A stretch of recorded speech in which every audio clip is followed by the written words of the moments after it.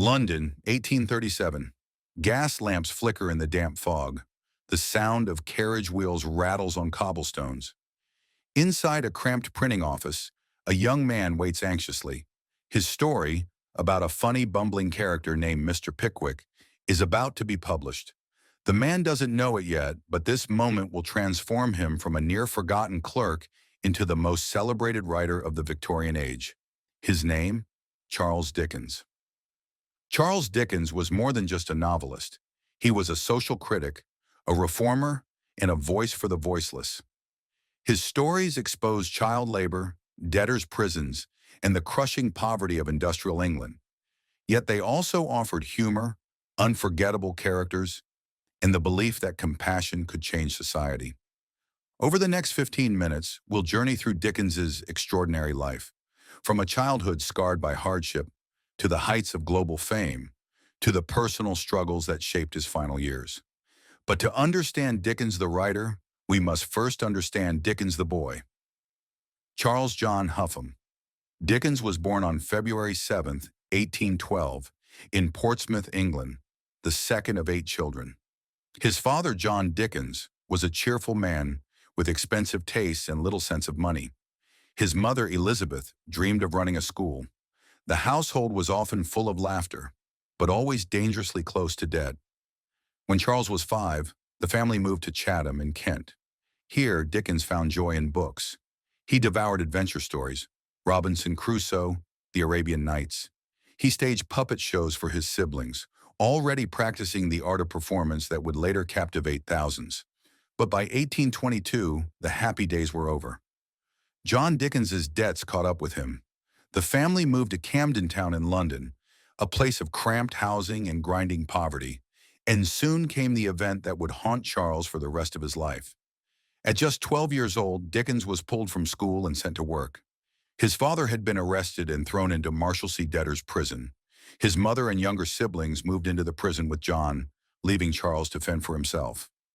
Every morning, the boy trudged through the soot-stained streets of London to Warren's blacking factory, where he pasted labels onto bottles of boot polish for 10 hours a day.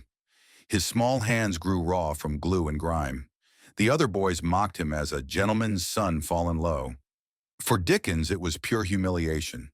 He felt abandoned, betrayed, especially when his mother insisted he keep working even after his father's release. Later in life, Dickens would rarely speak of this period, but the memory seeped into his novels. The lonely children, the abusive workplaces, the cruelty of poverty. Still, there was resilience in him. By 1827, he found work as a law clerk, learning the intricacies of courtrooms and contracts. Soon after, he became a reporter, scribbling down speeches in Parliament and trials at the Old Bailey. Dickens's sharp eye and fast pen earned him a reputation. He was no longer just surviving, he was preparing for something greater. And then, opportunity struck. In 1836, he published Sketches by Boz, a collection of humorous portraits of London life. They caught the attention of publishers Chapman and Hall, who asked him to write text for a series of comic illustrations. Dickens accepted, and the result was the Pickwick Papers. At first, sales were modest, but when Dickens introduced a cocky, lovable servant named Sam Weller, the book exploded in popularity. By age 24, Charles Dickens was a literary star. The boy who once pasted labels in a factory was now shaping the voice of Victorian England. But with fame came new battles, between art and commerce, between private pain and public duty. And Dickens, restless and ambitious, was only getting started. As crowds began lining up for his readings, as publishers begged for his next installment, the success of the Pickwick Papers catapulted Dickens into stardom. By the late 1830s, he was no longer just a novelist. He was a cultural phenomenon. Readers eagerly waited for each monthly installment. Bookshops sold out overnight. London cab drivers named their horses Pickwick. The boy who once worked in a shoe polish factory was now the literary darling of England. But Dickens was not satisfied with making people laugh. He wanted to use his pen as a weapon against injustice. In 1838, he released Oliver Twist. This was no light-hearted comedy. It was a brutal portrait of poverty, crime, and child exploitation. The novel introduced the world to Oliver, the orphan forced into a workhouse, and to villains like Fagin and Bill Sikes. The book shocked Victorian readers. Was this really happening in the great empire of England? Dickens forced them to look at the suffering hidden in their own streets. From then on, Dickens's works would mix entertainment with social commentary. Nicholas Nickleby attacked the cruelty of Yorkshire schools. Bleak House exposed the absurd delays of the legal system. Hard Times criticized industrial greed. Every book was both a story and a protest, but fame brought pressure. Dickens wrote at a relentless pace. Publishers demanded more. Audiences wanted bigger dramas, more unforgettable characters. At home, life was far from calm.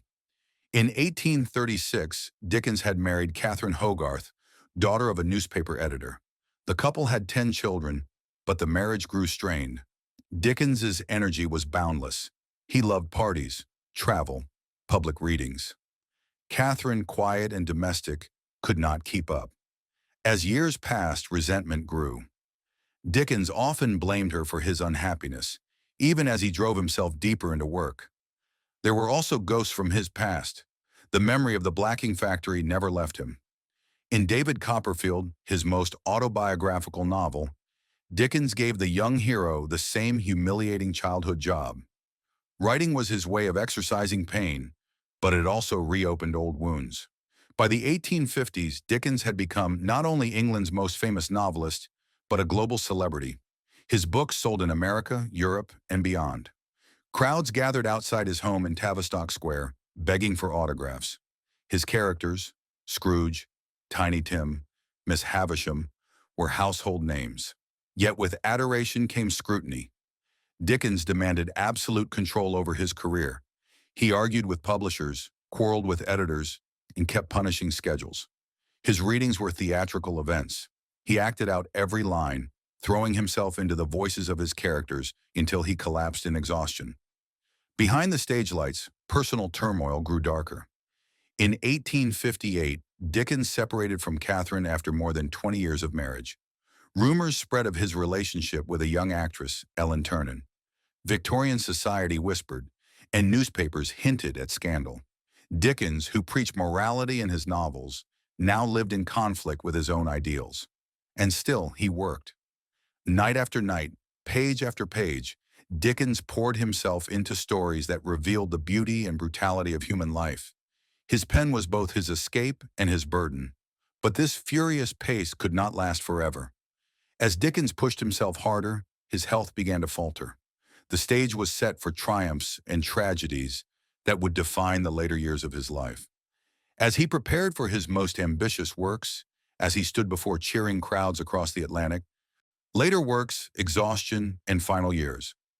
By the 1860s, Charles Dickens had become more than a novelist. He was an icon. His books were read across continents, his public readings filled theaters, and his words shaped how Victorians thought about society. But behind the applause, his life was racing toward collapse. In 1861, Dickens published Great Expectations. It was one of his finest works, a tale of ambition, guilt, and redemption. The orphan Pip, the terrifying convict Magwitch, the cold Miss Havisham. These characters revealed Dickens at his most powerful. The novel was serialized in his own magazine all the year round, and audiences clung to every installment. It was a triumph, yet success came at a heavy cost. Dickens's workload was staggering. He wrote novels in monthly parts, edited magazines, organized charities, campaigned for social reform, and performed exhausting tours. His health began to crack under the strain. He suffered insomnia, neuralgic pain, and symptoms of a mild stroke. Doctors warned him to rest, but Dickens refused. Instead, he pushed harder. In 1867, he embarked on a grueling tour of the United States. For months, he traveled from city to city, performing his works before packed halls. Audiences wept when he read about Little Nell's death in the old curiosity shop. They roared with laughter at Sam Weller's jokes from Pickwick. The tour was a sensation, but it drained him. After one performance, Dickens collapsed backstage, gasping for breath. Returning to England, he pressed on with another masterpiece, Our Mutual Friend. It was a bleak novel, obsessed with death, greed, and the corruption of wealth. The tone reflected Dickens's own exhaustion, his growing disillusionment with society, and perhaps with himself. By 1869, his health was visibly failing. He walked with difficulty, his face drawn. Still, he refused to stop. He prepared for yet another round of public readings, determined to go on. But his body betrayed him. During a performance in Preston, he collapsed again. Doctors insisted he must quit immediately or risk sudden death. Dickens reluctantly announced the end of his tours. The audiences mourned the silence of their great performer. Even then, Dickens could not abandon the page. His final unfinished novel, The Mystery of Edwin Drood, was serialized in 1870. It was a story of obsession and murder, and its abrupt end has puzzled readers ever since. On June 8, 1870, at his country home in Gad's Hill, Dickens collapsed after a day of work. He never regained consciousness. The next day, at just 58 years old, Charles Dickens was gone. The news stunned the world. In London, thousands lined the streets as his body was carried to Westminster Abbey. He was laid to rest in Poets' Corner, among the giants of English literature. Dickens had risen from child labor and humiliation to the heights of fame. He had reshaped the English novel, given the poor a voice, and created characters who still walk among us today. Yet he had also driven himself into the ground, consumed by the very genius that made him immortal. And as readers turned the pages of Edwin Drood, unfinished, unanswered, they felt the silence where Dickens's pen had once thundered. As the candlelight faded in Gad's Hill, as his books continued to spread across the globe. When Charles Dickens died in 1870, it was not just the passing of a novelist, it was the end of an era. Yet in many ways, Dickens never left. His words, his characters, and his vision of society continue to shape how we think about justice, compassion, and the human spirit.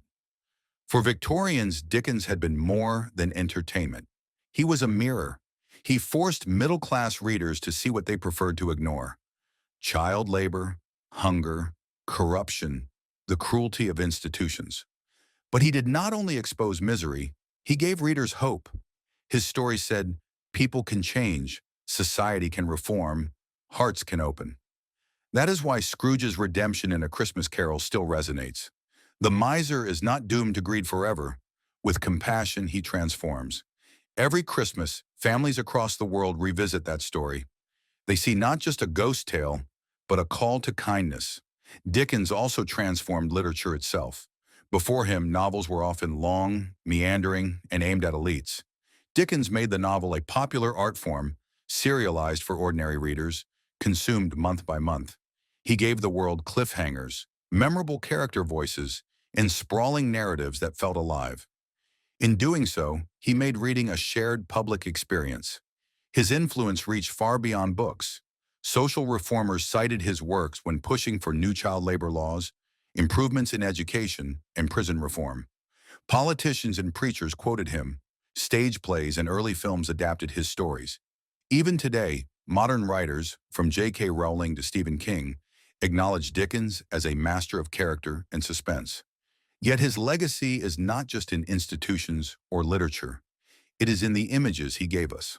Oliver asking for more, Pip staring at Sada's house, Sidney Carton sacrificing himself with the words, "It is a far, far better thing that I do." These moments became part of cultural memory. At the same time, Dickens's contradictions remain.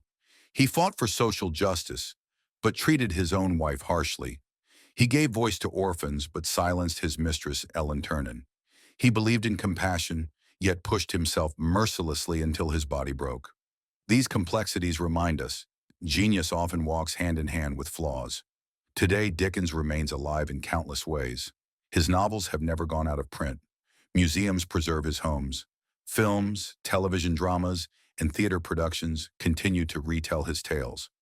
In London, tourists still trace his footsteps through the foggy streets he described, and across the world, readers young and old open his books and discover voices that feel startlingly modern.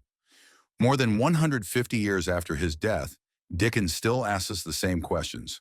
How do we treat the poor? What do we owe to children? Can we change before it is too late? And perhaps that is his greatest gift. He reminds us that stories are not just entertainment.